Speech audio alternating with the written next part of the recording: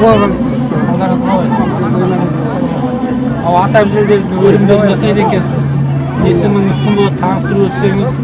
Менің атым Берден Ысқақұлы деген жігітпін. Көрші ауыл, Жарық ауданы Ералиев ауылында туып өскен. Сол жерде еңбек етем, шаруашылығым бар.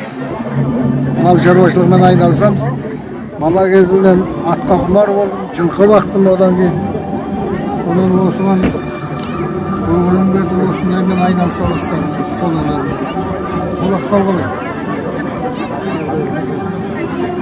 Енді аға бұны неше жасыңыздан бастадыңыз өзіңіз?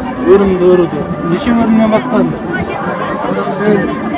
20-21 жасымдан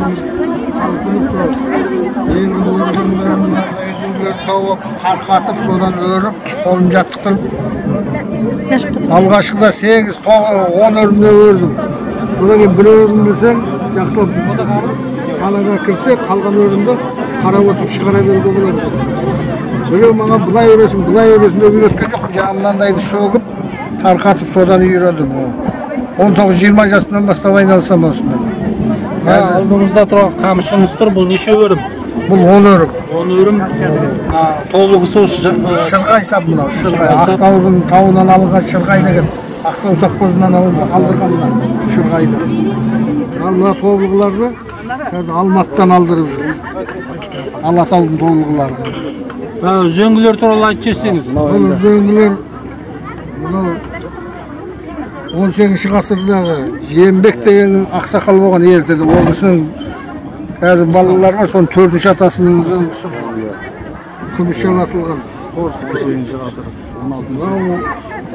17-ші ғасырдағы, 16-ға кетемін дейм әйел.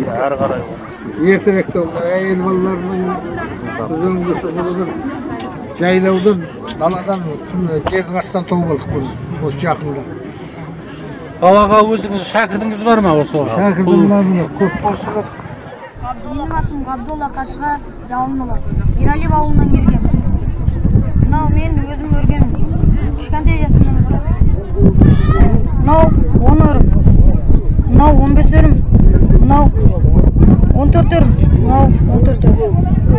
Мынау да 14 өрім. Өріп атыр. Өріміңнен көрсетіп жібересіз бе қалай өретініңізді?